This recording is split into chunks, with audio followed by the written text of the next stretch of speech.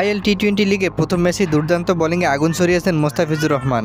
মোস্তাফিজের প্রশংসা করে একই বলল কমিটিতে থাকা ধারাভাষ্যকাররা। দুবাই আন্তর্জাতিক স্টেডিয়ামে টসে জিতে বোলিংয়ের সিদ্ধান্ত নেয় গলফ জায়ান্টস। দুবাই ক্যাপিটালসের শুরুটা ভালো হয়নি, তবে দ্বিতীয় উইকেটে 61 রানের জুটি করেন সাদিকুল্লাহ আতাল ও ডেভিড উইলি। শেষ পর্যন্ত নির্ধারিত 20 ওভারে 6 উইকেট হারিয়ে 160 রান সংগ্রহ করে দুবাই ক্যাপিটালস। রান তাড়া করতে নেমে গলফকে দারুণ শুরু এনে দেন ফাতুন নিসাকা। বোলিংয়ে এসে প্রথম বলেই উইকেটের দেখা পান মোস্তাফিজুর রহমান, সাজ করে ফেরান রহমানুল্লাহ গুরবাজকে। পরবর্তীতে অবশ্য এই ওভারে একটি 4 ও ছক্কা হজম করেন এই পেসার। পাওয়ার ফেলেতে শেষ ওভারে বোলিংয়ে এসে 10 রান দেন মোস্তাফিজুর রহমান। উইকেটের সুযোগ তৈরি করলেও ক্যাচ হাতছাড়া করায় বঞ্চিত হয়েছেন উইকেট থেকে এই পেসার। এরপর 12তম ওভারে বোলিংয়ে আসেন মোস্তাফিজুর রহমান।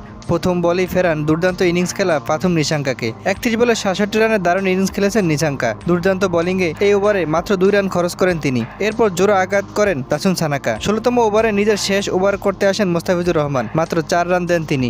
সব মিলিয়ে আইএল টি-20তে অভিষেকে 4 ওভার বল করে 26 রান দিয়ে 2টি উইকেট শিকার করেন বাংলাদেশি কাটার মাস্টার। মোস্তাফিজ বোলিংয়ের পাশাপাশি ফিল্ডিংয়ে 2টি ক্যাচ তালুবন্দি করেন। তাই ম্যাচ চলাকালীন সময়ে ধারাভাষ্যকার সাইমন ডুল আরেক ধারাভাষ্যকারকে হাত দিয়ে মোস্তাফিজের বোলিং নকল করে দেখাচ্ছিলেন আর বলছিলেন ফিজের কাটার সোলোয়ার বল সকল বোলারের থেকে সেরা। বাংলাদেশের পেসার মোস্তাফিজ বিশ্বমঞ্চে বাংলাদেশের মুখ উজ্জ্বল করেই চলছে।